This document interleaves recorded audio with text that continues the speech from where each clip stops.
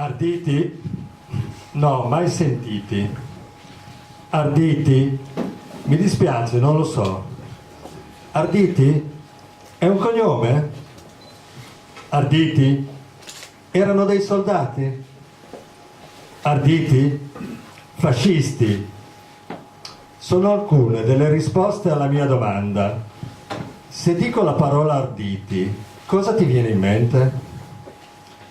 Nell'ampia schiera di chi non ne sapeva nulla, la risposta più originale è stata quella di una mia amica che, dopo essersi concentrata, mi ha detto: Arditi? Aspetta, ci sono. Dante Alighieri, Divina Commedia, Girone degli Arditi. In effetti a quei tempi essere arditi era considerato peccaminoso. All'estremo opposto, tra i pochi che ne sapevano qualcosa, un amico mi ha sorpreso intonando alcune strofe di uno dei canti degli Arditi. A parte questi due casi limite, il risultato del mio sondaggio è stato molto deludente. La stragrande maggioranza delle persone interpellate ignorava del tutto chi fossero gli Arditi. Sapendo quello che avevano fatto durante la Grande Guerra, mi sembrava assolutamente incredibile e profondamente ingiusto che la loro memoria fosse andata del tutto perduta. Pertanto mi è parso doveroso fare qualcosa per riportare alla luce le gesta di quegli uomini e farle conoscere alla cerchia delle persone che conosco, nella speranza che le diffondano a loro volta. Questa è una delle ragioni che mi ha spinto a intraprendere la scrittura di questo libro, ma non è l'unica.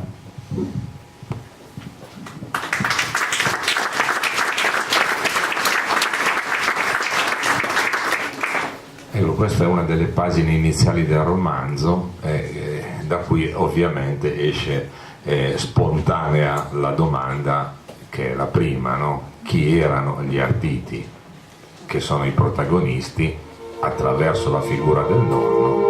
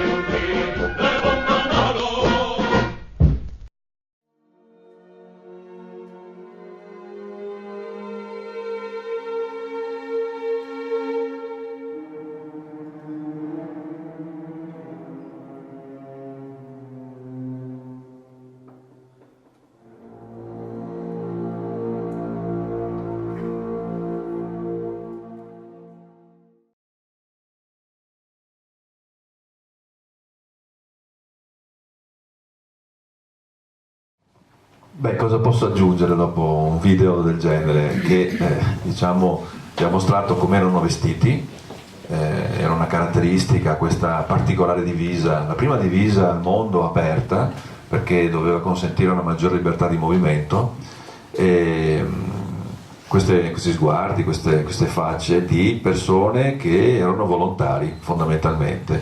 Tutta la prima diciamo, schiera di arditi erano diciamo, reclutati su base volontaria, attratti da che cosa? Attratti da una migliore paga, da non dover stare in trincea, che era una cosa che chiaramente non era molto comoda, da un vitto assicurato 2 volte al giorno, da maggiori licenze, da non dover fare servizi di corvée e da non portare lo zaino. Era molto apprezzata questa cosa di non portare questo zaino pesantissimo. Poi c'era anche la divisa che li rendeva molto affascinanti anche al gentil sesso, come avete visto ci sono delle cartoline diciamo, di questi arditi con delle giovinette dell'epoca.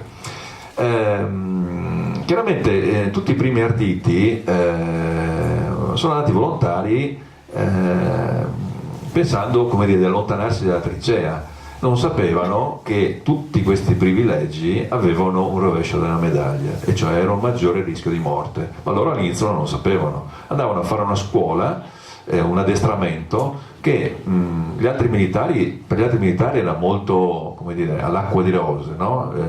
Li facevano marciare, i primi in guerra addirittura marciare con dei bastoni perché non avevano abbastanza fucili, e successivamente gli insegnavano a sparare, a mettere la baionetta, tutto lì. Gli arditi invece avevano un addestramento molto intenso ogni giorno al fuoco, nel senso che li facevano provare, riprovare gli assalti, ed era un'assoluta novità. Per essere arditi però bisognava dimostrare di essere coraggiosi, e quindi c'erano tutta una serie di prove che dovevano dimostrare il coraggio di questi uomini. Se questi uomini non si dimostravano coraggiosi, facevano stare sull'attenti, poi arrivavano i più vecchi, gli buttavano una bomba vicino ai piedi, se questi qui scappavano non erano coraggiosi, quindi tornate al reparto di origine. Quindi non bastava andare volontari, bisognava dimostrare di essere in gamba, e quindi una grande novità era quella dell'addestramento che prima non c'era. Altra cosa che come dire, avete visto che vi avrà colpito è la presenza del pugnale, e anche nella canzone, a parte che tutti i corpi militari cantavano, gli arditi cantavano ancora più degli altri, e la presenza del pugnale, che era diciamo non tanto simbolica, serviva per il combattimento all'interno delle trincee avversarie, perché loro erano un corpo, diciamo, il nome ardito è il nome così comune, ma si chiamavano reparti d'assalto. E cosa dovevano fare? Cioè, in che senso rischiavano? Perché dovevano essere i primi ad attaccare in maniera di sorpresa possibilmente le trincee avversarie, i primi a slanciarsi dentro queste trincee e con questo pugnale eliminare come si dice, il nemico, quelli che erano sopravvissuti ai bombardamenti, ripulire le trincee e fare un altro balzo sulle trincee successive. Nel frattempo gli altri, bersaglieri o fanteria, avrebbero dovuto occupare la prima trincea liberata dagli arditi, e così via andando avanti. Però chiaramente, come dire, se la prima trincea poteva essere raggiunta in maniera relativamente facile con la sorpresa poi già la seconda non c'era più, e quindi diventava molto complicato.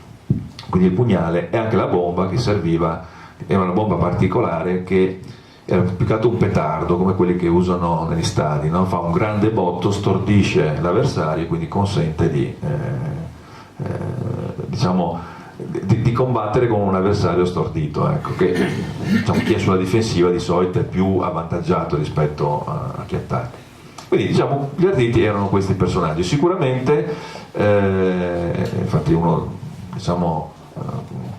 la maggior parte delle persone a cui ho chiesto, no, mentre scrivevo questo libro, se conoscevano gli arditi, appunto mi facevano uno sguardo perso nel nulla, no? Qualcuno diceva ma cos'è un cognome, ma cos'è, forse uno dei militari, qualcuno faceva l'associazione con il fascismo, ma il fascismo nel 17, perché loro sono nati ufficialmente nel 1917, il 29 luglio, di fatto non esisteva ancora. L'altra cosa che avete letto è che subito al termine della guerra questi uomini che erano sulle copertine dei giornali perché rappresentavano il meglio dei combattenti italiani provenienti da tutte le forze, quindi erano di fanteria, alpini, bersaglieri eccetera, vennero smobilitati. Quindi grazie, avete fatto il vostro dovere, quelli che erano sopravvissuti, quelli alla porta, andate. Quindi mi aveva sempre affascinato questa, questo fatto di questo corpo d'élite che in quel momento era diventata la punta di diamante del nostro esercito. Come è finita la guerra sono caduti, diciamo, nell'oblio, sono stati sciolti tutti i reparti, gli ultimi sono stati sciolti, tra cui quello di mio nonno nel 1920, e dopodiché il fascismo ha preso molti simboli degli arditi, quindi il colore nero, il fez, quindi ha copiato molto da loro. Ovviamente anche alcuni sono stati assorbiti, sono andati da quella parte, però molti altri sono andati anche dalla parte opposta e si scontravano poi tra di loro in una lotta quasi fratricida. Però ecco, il fatto che qualcuno faccia ancora questa equazione, arditi uguali fascisti, è perché appunto il fascismo vedeva in loro un simbolo di forza che ha cercato di copiare, no? Quindi anche, tra l'altro il colore nero, aggiungo questo piccolo dettaglio, era stato studiato dall'ideatore degli arditi, che si chiamava Giuseppe Bassi, era un tenente colonnello, ed era in ricordo di suo nonno che era stato impiccato dagli austriaci nel 1859 perché aveva tentato aveva condotto una ribellione in Veneto, e il colore nero era il colore dei carbonari veneti, era la sua, loro si riconoscevano da delle cravatte nere, e quindi in ricordo di quello ha assunto il colore nero, non per altre ragioni così. Per cui possiamo andare oltre. Prima pagina del diario del nonno. Scrivo per non pensare. Scrivo lentamente una lettera alla volta su questo foglietto di carta. È notte. Mi arriva un po' di luce da una candela in una latta di conserva. Domani è il mio compleanno, ma non ci sarà nessuna festa. Potrei crepare subito, o magari proprio alla fine della nostra azione. In verità mi stupisco di essere ancora vivo, dopo quello che è successo lo scorso maggio a Zugnatorta e sul Passo Buole. È stato terribile, migliaia di morti e dispersi. Abbiamo respinto l'attacco. La nostra bandiera ha ricevuto la medaglia di bronzo al valore. Il nostro reggimento è stato citato nel bollettino di guerra del Comando Supremo del 31 maggio. Un pezzo di metallo e un pezzo di carta come lapide per tanti uomini che non ci sono più. Il cielo è coperto e fa molto freddo. Io sono abituato, ma la maggior parte dei miei commilitoni soffre per queste temperature. Ci sono stati numerosi casi di congelamento. Molti vengono dal meridione, dove fa caldo anche in inverno. Pochi di loro parlano bene l'italiano. Molti fanno fatica a capirlo. Spesso gli ordini vengono dati in dialetto. Quando qualcuno viene colpito, però, le grida di dolore sono uguali per tutti, anche quelle dei nemici. Se domani verrò colpito, tutti mi capiranno, anche se non parlo il loro dialetto o la loro lingua. Domani, 1° dicembre 1916, sarà il mio 20° compleanno.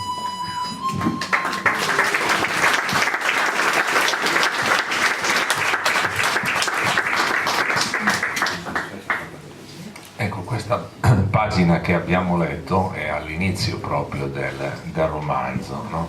E suscita immediatamente un cenno, nel senso che, come avete sentito scandire la data, no? In questo momento gli arditi non esistono ancora, il nonno di Roberto è ancora un fante come tanti altri, no? Che vive la vita del reggimento con quegli atteggiamenti, quei sentimenti anche che sono emersi a proposito del rapporto col dolore, con la sofferenza, con i nemici stessi, no? Di fronte al dolore diceva questa pagina: siamo tutti uguali, parliamo in fondo la stessa lingua e tutti ci si capisce, no? Però la domanda è, va bene, c'è il nonno, la memoria di questo nonno, c'è la rendersi conto che di questo reparto degli arditi non si sapeva granché, non si conosce nulla, però di qui a scriverci un romanzo sopra ce ne passa, non so, insomma, io non ho mai scritto un romanzo, se non da ragazzo, ma l'ho tenuto nel cassetto, insomma, invece qui siamo arrivati agli onori delle stampe e non solo, no? Come mai da questa memoria si è passati ad un romanzo? Allora, diciamo subito che io non sono uno scrittore, quindi questo non è il mio 10° romanzo, 100° romanzo, questo è il mio primo romanzo. Non mi considero ancora uno scrittore, obiettivamente. Questo romanzo l'avevo scritto per me, perché desideravo, come dire, fissare sulla carta dei racconti o delle informazioni che avevo raccolto io, per lasciarle ai posteri, ai parenti, ma fondamentalmente a un gruppo di persone molto piccolo, la mia famiglia, qualche amico, non di più.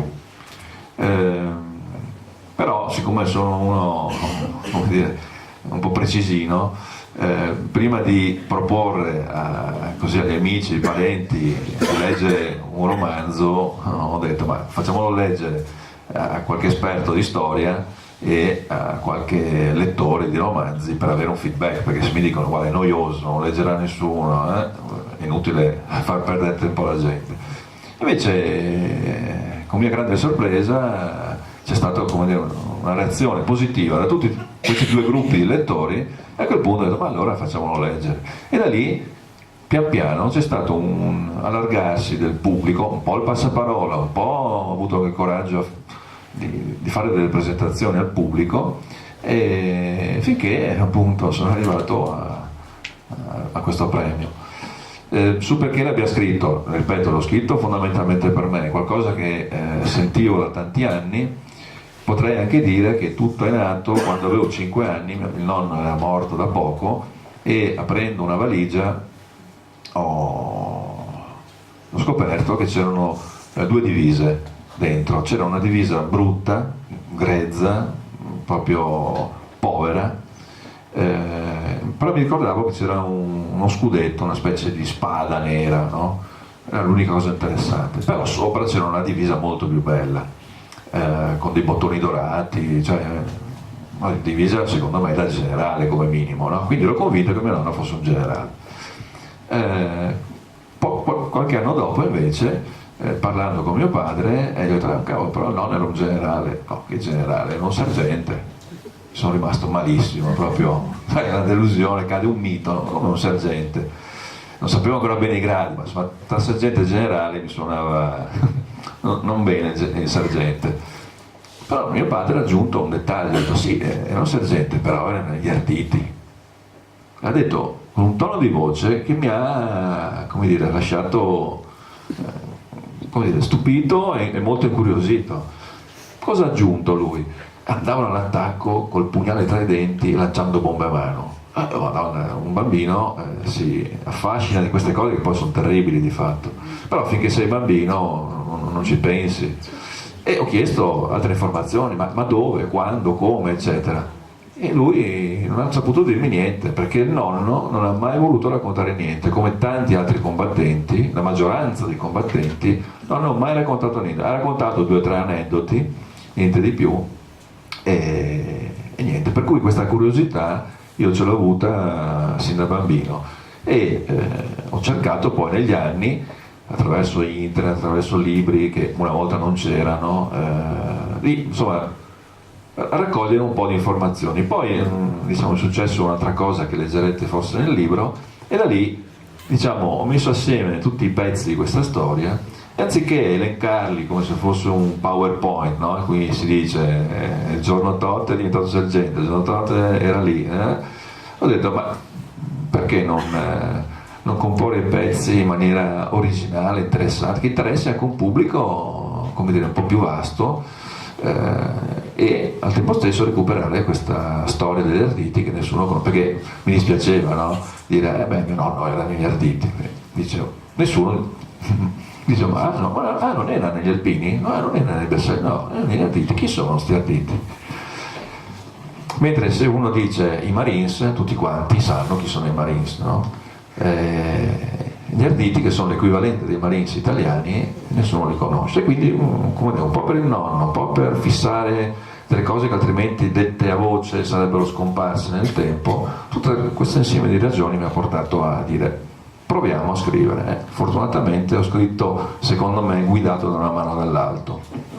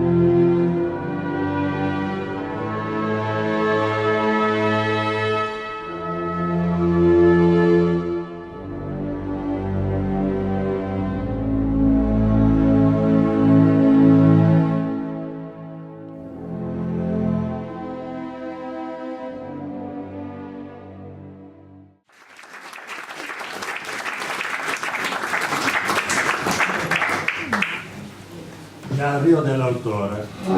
Ricorderò per sempre quello che il maestro ci ha fatto fare in quinta elementare, una ricerca e una mostra a scuola sulla prima guerra mondiale.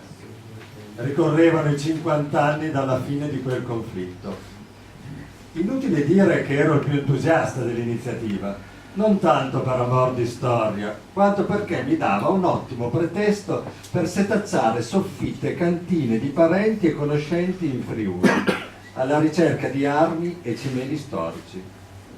Cosa che ho fatto in modo sistematico e anche un po' maniacale, racimolando schegge di bomba, shrapnels, bossoli, borracce, gavette, canne di fucile e quant'altro. Tutti quegli oggetti mi sembravano estremamente interessanti e degni di essere portati alla mostra. Per fortuna avevo fatto l'antitetanica, poiché era tutta roba molto arrugginita. La mostra a scuola mi ha dato anche l'occasione di fare qualche domanda sul nonno. Purtroppo mio padre non è stato in grado di darmi molte informazioni. Pare che il nonno abbia sempre evitato di raccontare le sue fatiche di guerra, così si chiamavano. Ho simulato grande sorpresa quando mi ha detto che era stato decorato con varie medaglie. Ricordavo benissimo di averle viste nella valigia insieme alle 2 uniformi, ma non l'avevo mai detto a nessuno. Invece è stata una vera doccia fredda la scoperta che il nonno non era stato un generale e neppure un ufficiale durante la Grande Guerra. Tuttavia mio padre mi ha aggiunto qualcosa che non sapevo, sottolineandola con quell'espressione del volto e quella intonazione della voce un po' tremula, che gli venivano solo per le cose talmente eccezionali da commuoverlo. Erano casi assai rari. Ebbene, con quel mix di voce ed espressione facciale mio padre mi ha rivelato che il nonno era negli Arditi. Non sapevo cosa significasse, ma intuivo che doveva trattarsi di una cosa importante. Nel pronunciare quel termine, Arditi, ho percepito librarsi nell'aria un'aura di rispetto e ammirazione mista a cose indicibili. Intuendo la mia domanda successiva, mio padre mi ha completato la rivelazione con una frase che mi ha lasciato di stucco. Andavano all'assalto lanciando bombe a mano e col pugnale tra i denti. A quel punto avrei voluto sapere molte altre cose, ma la rivelazione non poteva andare oltre quell'immagine pittoresca, poiché il nonno non aveva mai voluto raccontare nulla del tempo di guerra.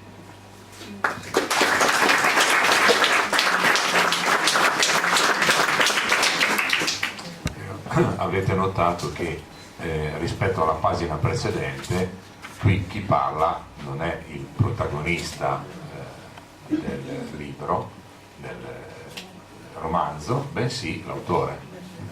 Allora la domanda anche qui come è organizzato questo libro? Perché come vedrete è un libro strutturato in una maniera un po' particolare, un po' secondo le mode dei thriller che oggi si usano per certi aspetti, però trattandosi di un romanzo storico è forse un po' una novità. Allora magari ci dici 2 battute su come è fatto.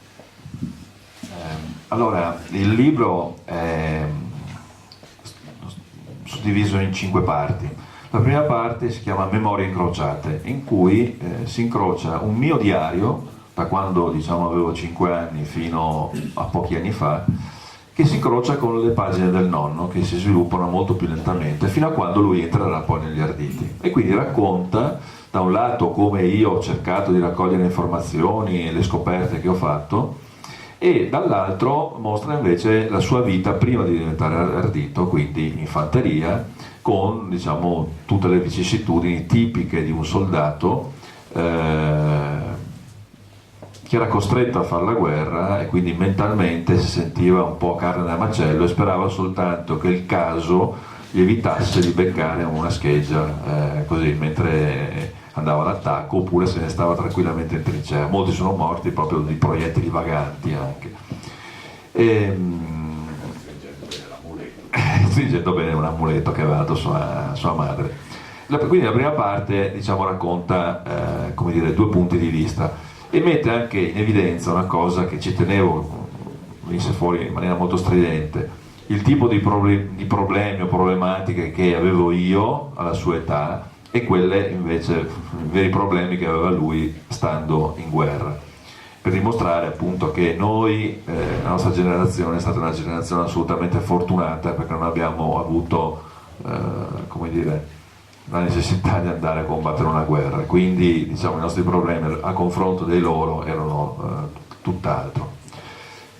La seconda parte racconta di quando lui entra volontario negli Arditi, appunto non perché fosse una testa calda, anzi vi devo dire che molti miei parenti, quando poi hanno letto il libro, hanno detto: ma come? Il nonno era negli Arditi? Cioè non ci credevano, perché è una persona tranquillissima, proprio gioviale, proprio allegra, cioè non è assolutamente una testa calda. Comunque lui entra appunto attratto da questi privilegi negli Arditi, si dimostra sufficientemente coraggioso e quindi resta con questi Arditi, e questa è la parte che si chiama insomma, dedicata all'addestramento. Dopodiché, come avete visto, questi Arditi nascono il 29 di luglio del 1917, lui è uno dei primi a entrare in questa scuola in Friuli, quindi tra Udine e Gorizia. Dopodiché succede il disastro, diciamo, di Caporetto, e loro sono, come Arditi, sono coinvolti in pieno, perché vengono utilizzati per diciamo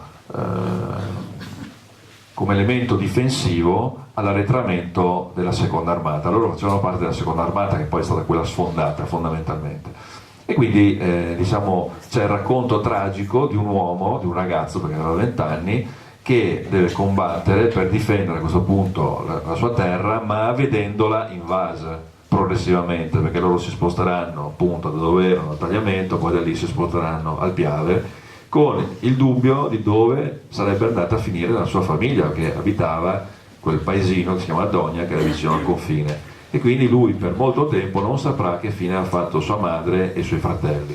Poi lo scopriremo nel libro, non so se dirlo o non dirlo, comunque poi scoprirà dove sono andati i profughi. Questa è una parte abbastanza triste obiettivamente del libro, mentre la parte precedente dell'addestramento era molto più simpatica, allegra, con scherzi, cioè si era creato, è quello che facevano gli ufficiali, creare un grande spirito di corpo tra questi uomini.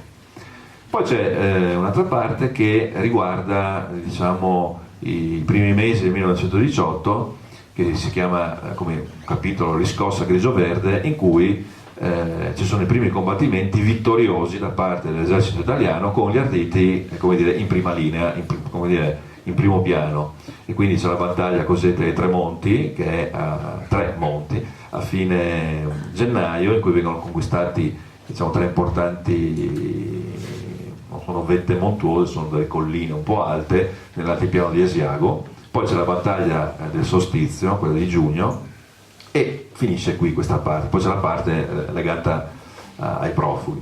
E l'ultima parte si chiama W, che sta per Vittoria, ma sta anche per Vittorio Veneto, in cui diciamo, il reparto di mio nonno è uno dei primi ad attraversare il Piave il 26 di ottobre, quindi quasi a un anno di distanza da Caporetto, è uno dei primi, diciamo, a conquistare la linea diciamo che era dall'altra parte del Piave, vicino a Vittorio Veneto, e riescono finalmente come dire, ad aprire la via all'esercito che poi attraversa il Piave con tutta una serie di vicissitudini, e il libro finisce fondamentalmente con il 4 novembre, quando, diciamo, viene dichiarata la fine della guerra.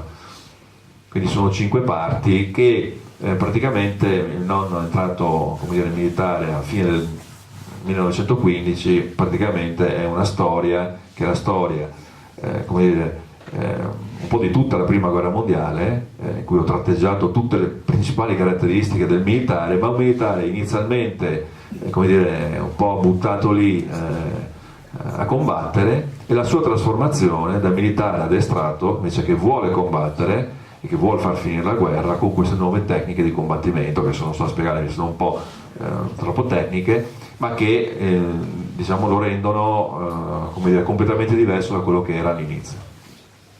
Allora, questa pagina che sentiamo adesso è tratta dalla prima parte, quando c'è la fase dell'addestramento.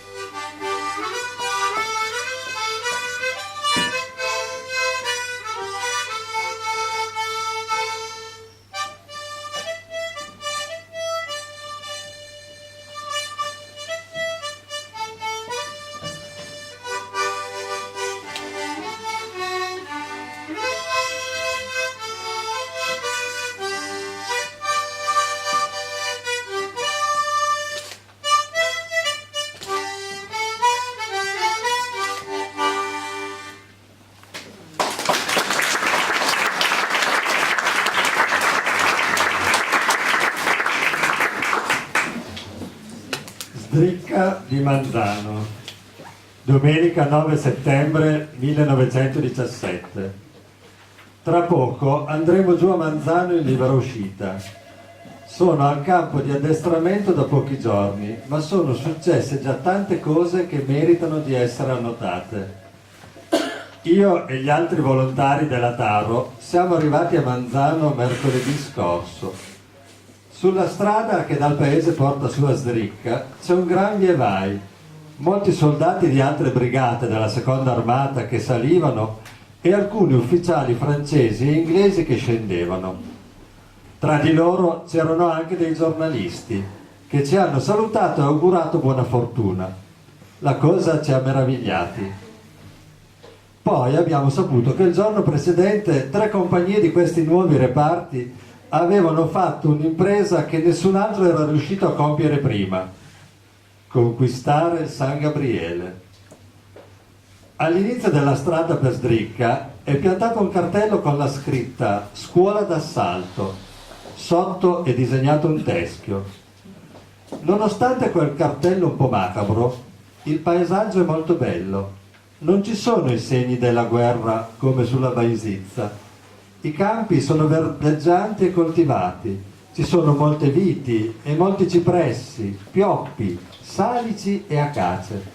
Non si sente il rombo continuo dei cannoni come nelle scorse settimane. Ciò accresce il senso di pace di questo luogo. La guerra sembra lontana, se non fosse per la colonna di noi soldati. Poco prima di arrivare al campo di addestramento, le sentinelle ci hanno fermato per controllare i documenti. Indossano una divisa che non avevo mai visto prima. Diversamente dalla nostra, la loro giubba è aperta sul davanti, con i risvolti rovesciati. Al posto delle mostrine ci sono delle grandi fiamme come quelle dei bersaglieri e degli alpini. Anziché essere cremisi e verdi sono di colore nero. Sulla manica sinistra è cucito un distintivo ricamato in nero che non avevo mai visto. Una corta spada circondata dalle foglie di qualche pianta. Ho chiesto cos'era a una sentinella. È il brevetto degli arditi, sergente, un gladio romano tra rami di quercia e di alloro. Solo chi supera le prove di coraggio della scuola ha l'onore di portarlo al braccio e di indossare le fiamme nere. Mi ha risposto pieno d'orgoglio con un forte accento toscano. E poi c'è questo, ha aggiunto sguainando all'improvviso un pugnale che portava alla cintura, mettendolo di traverso in bocca e digrignando i denti come un cane feroce. Questo è pazzo, ho pensato tra me e me mentre proseguivo.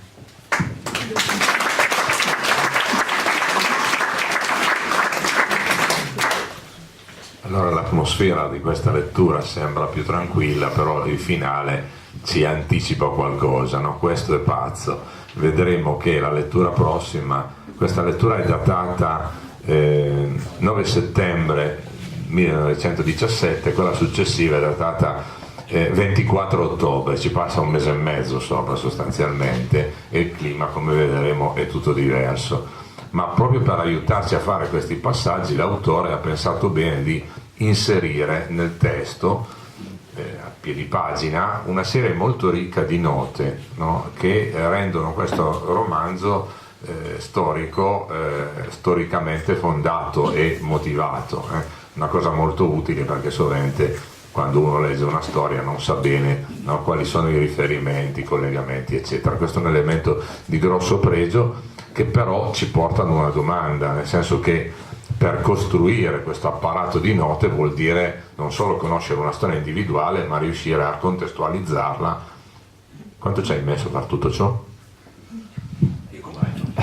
Allora, ho dovuto leggere parecchi libri, infatti ci sono 3 pagine di bibliografia, e le note servono chiaramente per aiutare il lettore a interpretare da un lato un gergo militare che magari qualcuno conosce, ma quando si parla di il 91, cos'era il 91? Non tutti sanno che era il modello di fucile che usavano all'epoca. Quando parlano del macellaio, intendevano il generale Capello, che era il comandante della seconda armata. Quando parlano di ghirba intendevano la pelle, no? Per cui magari alcune persone lo sanno, però tanti lettori queste parole mai sentite, da un lato. Dall'altro una caratteristica di quel periodo era che questi soldati, anche se le brigate avevano un nome, che so, Brigata Udine, Brigata Friuli, in realtà erano fatte da soldati che provenivano da tantissime regioni diverse, da bacini, diciamo, da distretti militari completamente diversi. Non è che la Brigata Friuli era fatta da friulani, non c'era neanche un friulano, magari c'erano siciliani, c'erano toscani, c'erano piemontesi, eccetera. E quindi praticamente c'era un crogiolo di dialetti che io ho cercato di riportare anche nel libro. E quindi c'era friulano, ovviamente, molti dialoghi sono in friulano quando mio nonno parla con la sua famiglia, e sotto chiaramente ho messo la traduzione, perché non solo il friulano, ma pensate al bergamasco, è una roba, cioè, anche difficile da leggere, quindi sotto, e quindi un po' di note sono legate a questa cosa. E infine, siccome tutte le vicende sono viste dalla prospettiva del protagonista, lui vede soltanto un pezzo della scena, di quello che sta succedendo, quindi era necessario inquadrarla un po' dall'alto su perché erano lì e chi erano i protagonisti che muovevano queste pedine, no? E quindi era necessario appunto dare un aiuto al lettore che magari non sa niente di Grande Guerra, ma devo dire che anche molti amici che insomma si intendono, sono appassionati di Grande Guerra, mi hanno detto: guarda, sarebbe stato utile un utile rinfresco, no? Sapere chi erano questi personaggi e le vicende che stavano dietro. Per scriverlo, appunto, dovendo raccogliere un sacco di materiale, studiarmi i vari ambiti eccetera, ci ho messo circa 1 anno e mezzo. Può essere tanto, può essere poco, non lo so. L'ho fatto intensivamente, devo dire, quindi è stato 1 anno e mezzo molto intensivo. Stricca, mercoledì 24 ottobre 1917. Alle 2 del mattino mi sono svegliato di soprassalto. Mi ero addormentato col rombo lontano dall'artiglieria. All'improvviso quel rombo era aumentato di intensità, tanto da svegliare anche gli altri compagni di tenda. Ci siamo scambiati qualche parere, ma non avevamo alcun dubbio. Era un bombardamento distruttivo. Quel tipo di bombardamento prelude sempre a un grande attacco ed erano sicuramente gli austriaci ad attaccare. Siamo usciti dalla tenda, fuori c'erano già molti altri commilitoni che scrutavano l'orizzonte, ma non si vedeva nulla per le nuvole basse e per la pioggia molto intensa. Cosa facevamo ancora in branda? Perché non eravamo già pronti sui nostri camion per partire verso il fronte? Com'era possibile che gli austriaci attaccassero con quella pioggia? Siamo rimasti più di un'ora fuori al freddo, tentando di trovare una risposta a queste domande. Tutto il campo era in agitazione. Dal nostro comando, però, non è arrivato alcun ordine, e allora, pian piano, tutti siamo rientrati in tenda.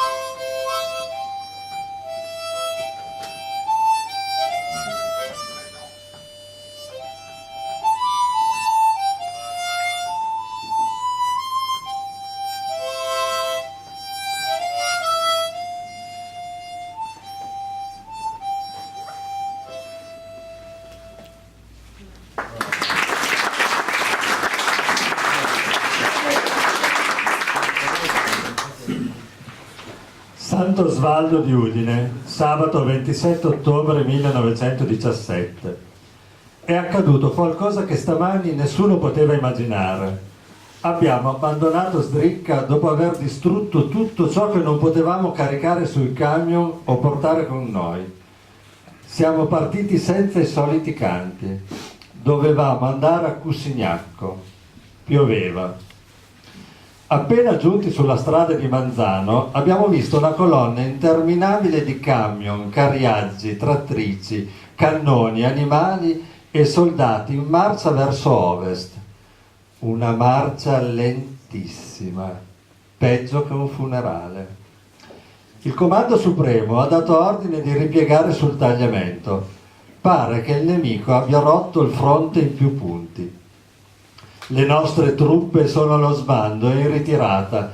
In poche ore si è perso tutto quello che in oltre 2 anni di guerra si è conquistato a prezzo di tanti sacrifici e di tanti morti.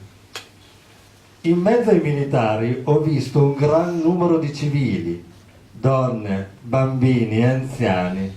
Sui loro carri, trascinati dai buoi, asini o cavalli, tutto ciò che erano riusciti a portar via da casa. Uno spettacolo desolante, reso ancora peggiore dalla pioggia torrenziale. Strade e campi oggi sono un mare di fango. Ho pensato alla mia famiglia con angoscia. Anche loro sono in fuga. Anche loro sono incolonnati su qualche strada intasata e melmosa. In mezzo a tutta questa confusione non so a chi chiedere notizie. All'improvviso mi sono tornate alla mente le parole di mia madre alla vigilia dell'Epifania. Faremo bene a preparare le valigie. A Manzano quasi tutti gli abitanti erano già scappati. Mi sono vergognato per il nostro esercito che sta fuggendo davanti al nemico e non difende più la nostra terra. Le porte delle case erano aperte e dentro c'erano soldati che si riparavano dalla pioggia e cercavano da mangiare. Passando davanti a un'osteria dove abbiamo trascorso tante serate allegre, abbiamo sentito urla e canti. Siamo entrati a vedere cosa stava succedendo. C'erano soldati ubriachi che bevevano tutto quello che l'oste non era riuscito a portare via. Alcuni gridavano: la guerra è finita, torniamo a casa, viva la pace, viva la Russia, viva il Papa! Altri cantavano l'Internazionale. Arrivare al ponte sul fiume Torre è stata un'impresa difficoltosa. La strada era intasata da ogni tipo di mezzo di trasporto e da una moltitudine di persone. Per farci largo tra i soldati non abbiamo esitato a usare il bastone o il calcio dei fucili. Qualcuno avrebbe usato volentieri il pugnale e i petardi, specie contro quelli che ci offendevano o inneggiavano alla fine della guerra. Ma se la guerra è davvero finita, perché scappavano sotto la pioggia? Perché i civili fuggivano? La guerra è davvero finita? Chi l'ha detto? Cadorna? Queste erano le domande che mi martellavano in testa a ogni passo. I tuoni e i fulmini si confondevano con i boati e i lampi dell'artiglieria alle nostre spalle. In prossimità del ponte sul Torre era impossibile passare celermente. La calca di persone occupava tutti gli spazi tra autocarri, carriaggi, cannoni e animali da soma. E non c'era nessuno a regolare quel traffico infernale. Il nostro comandante ci ha indirizzati verso il ponte ferroviario, che era preso dal salto soprattutto dai soldati. Quindi per noi era più facile farci largo con le maniere forti. Per farci capire da tutti, abbiamo sparato qualche colpo in aria, sguainando i nostri pugnali e cominciando a gridare: passano gli arditi, se non ci conoscete guardateci dai passi, noi siamo il sesto del colonnello Bassi. Siamo passati non senza qualche difficoltà, non senza malmenare qualche sbandato che ancora non ci conosceva bene.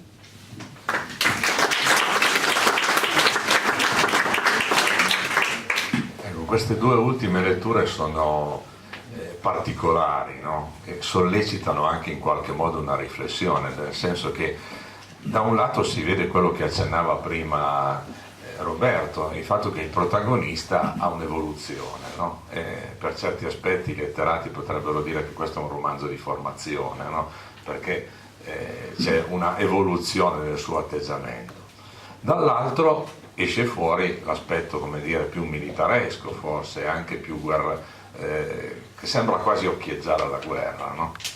Allora io credo che questo libro sia interessante perché si pone il lettore di fronte ad una domanda, ad una questione, cioè il racconto della guerra. Questo vale in generale per tutti i libri che parlano di guerra, no? Ma secondo me questo, avendo una sua intensità narrativa, poiché c'è un protagonista, no, che vive in prima persona, c'è un nipote che ricorda questa vicenda, no? Non è solo descrittivo questo libro, ci pone, ripeto, di fronte ad una questione, cioè qual è il nostro atteggiamento rispetto alla guerra, quindi che tipo di fascino, tra virgolette, ma fino a un certo punto, tra virgolette, la guerra pone. Io lo penso soprattutto rispetto ai giovani, ma credo che il fascino della guerra no, sia l'altra faccia della medaglia di questi racconti, che sono per altri aspetti molto istruttivi, perché ci ricordano la devastazione che la guerra propone, no? Allora la domanda è un po' questa: questi arditi, e in particolare il nonno, come ha vissuto secondo te questa vicenda? Anche poi alla luce del fatto che poi dopo, no, dopo la sconfitta c'è la vittoria, ma il fatto stesso che poi non ne voglia parlare dopo, eccetera. Che rapporto ha avuto in fondo con la guerra? Lui e magari quelli che tu attraverso di lui hai conosciuto. Beh, io, come ho accennato prima, ritengo che vi sia stata una evoluzione, adesso non nel senso da male a bene o da bene a male, eccetera. È stata una trasformazione che è indotta, diciamo, da una specie di lavaggio del cervello, no? Che è stato fatto nel nostro piccolo con Massimo. Lo ricordavo oggi a pranzo, il primo giorno che siamo trovati al corso, ognuno di noi parlava del fatto che eravamo laureati in una certa materia, non dico che ci vantavamo delle nostre tesi, eccetera. Già dal giorno dopo parlavamo soltanto di ma tu come tieni il basco, ma il copriletto come fai a tenerlo così teso, attenzione che sei sbottonato, e quando saluti mi raccomando di avere sempre il basco perché altrimenti vieni punito. Cioè, questo nel giro di un giorno. Quindi io posso immaginare che la tensione, no, che c'era in quel momento, mettere assieme degli uomini valorosi, che poi il fatto di essere confermati, no, di ricevere il brevetto d'ardito, no, ti caricava, ed essere anche assieme ad ufficiali che ammiravi, perché diciamo, normalmente nell'esercito c'era l'ufficiale molto distante, non parlo dei generali eccetera, ma anche gli ufficiali, diciamo, di grado inferiore erano comunque non è che si davano del tuo ai soldati, cioè, e soprattutto i soldati non potevano dare del tuo all'ufficiale, c'era una distanza notevole. Invece gli ufficiali degli arditi stavano assieme ai loro uomini, assieme ai loro arditi. Io ho alcune lettere addirittura di ufficiali che scrivono a dei soldati arditi, cioè non neanche a dei sergenti, no, proprio capitani che scrivono, capisci che sono amici. Quindi diciamo, penso che messi in quelle condizioni, questi soldati che da soli magari erano coraggiosi, però poi assieme a tanti altri che, come dire, tremavano, no? Ma soprattutto tremavano perché sapevano di essere mandati al macello senza una strategia vera e propria, vedevano quello che era successo. Qui invece c'era un addestramento, ti dimostravano come tu riuscivi ad aggirare le mitragliatrici, che erano, come dire, l'arma più temibile, le Schwarzhaus, chiamavano le squarciaossa, no? E loro avevano dei sistemi elaborati per catturare le mitragliatrici. Quindi quando tu ti rendi conto di come dire, essere addestrato, diventare più forte, essere assieme a gente forte, eccetera, cambi come persona, cambi assolutamente. Dopodiché in questi combattimenti vedi delle cose che però non sono belle, cioè è vero che gli arditi vengono raccontati quando partivano per gli assalti con i camion, partivano verso le prime linee, tanti testimoni anche, come dire, della zona dicono partivano contenti con le loro bandiere, sparavano, cantavano, eccetera, andavano in maniera, come dire, quasi incosciente, ma non perché li ubriacassero, anzi non li facevano bere loro per andare. Tra l'altro c'è un bellissimo video che c'è su YouTube su un ragazzo del 1900, non un ragazzo del 99, ma uno del 900, che è stato intervistato da Rai quando aveva 98 anni, e gli chiedono appunto se avevano paura quando andavano all'assalto, e lui dice: ma no, noi andavamo, ci avevano addestrati, istruiti e andavamo. Ma chi era vicino a te? Hai visto qualcuno morire? Sì, quelli che erano di fianco a me sono caduti, ma lui ci andava. Cioè, come se fosse la cosa più normale di questo mondo, cosa che io obiettivamente non sarei così tranquillo, no?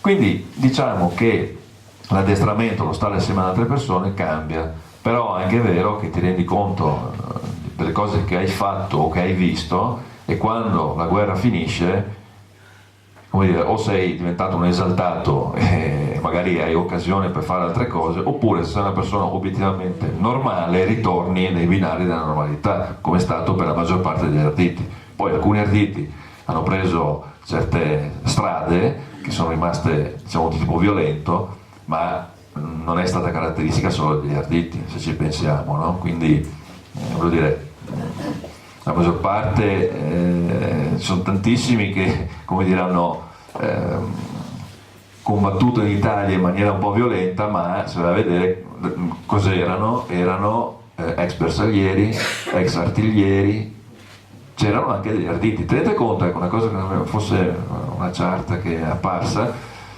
bersaglieri, hanno militato nei bersaglieri circa 200.000 uomini, oltre 200.000 uomini, idem gli alpini. Ecco, gli arditi sono stati, si stima, tra i 30 e i 35.000, quindi erano numericamente molto pochi. Quindi,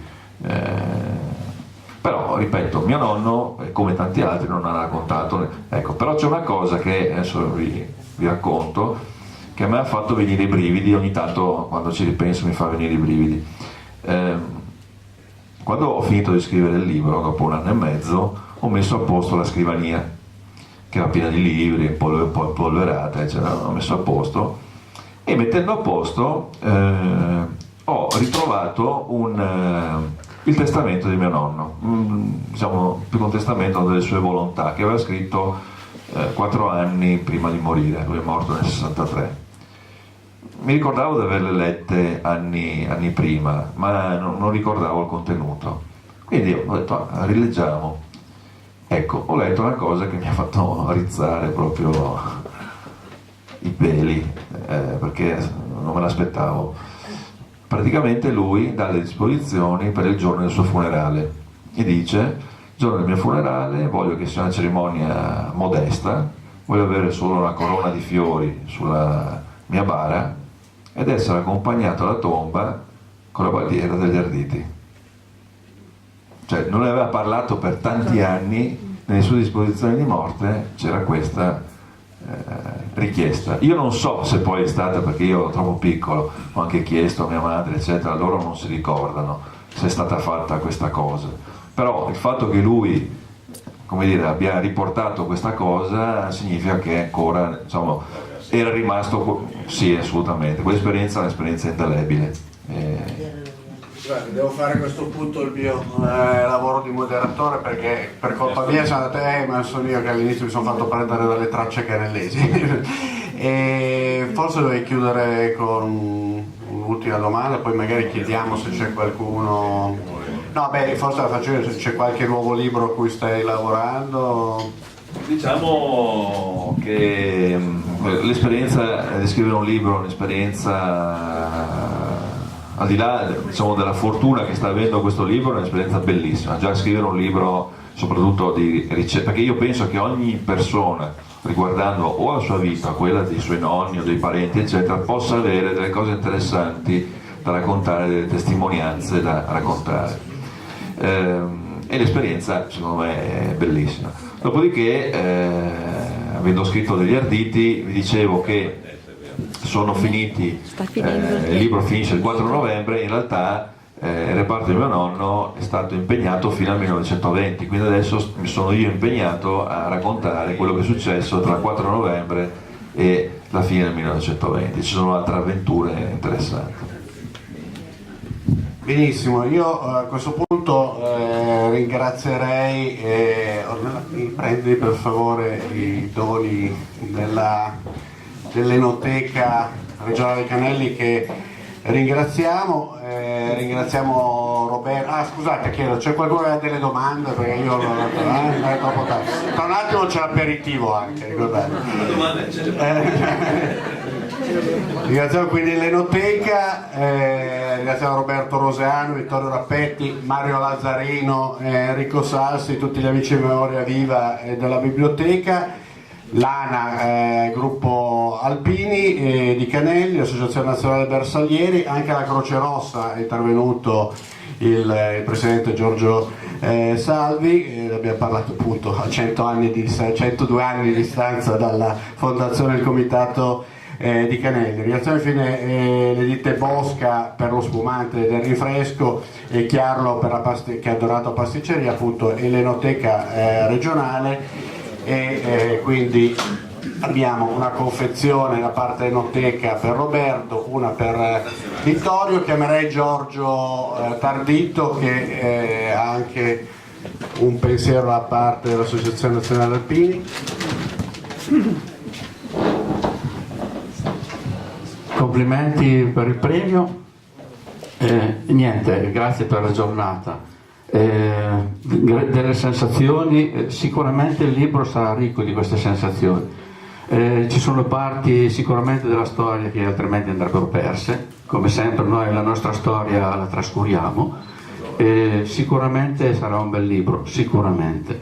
Noi da parte nostra ho preso un po' lo spunto. Noi, nella donata di Asti che c'è stato l'anno scorso, abbiamo fatto un libro, Da Caporetto alla Vittoria, fatto a fumetti del nostro Piccato, quindi è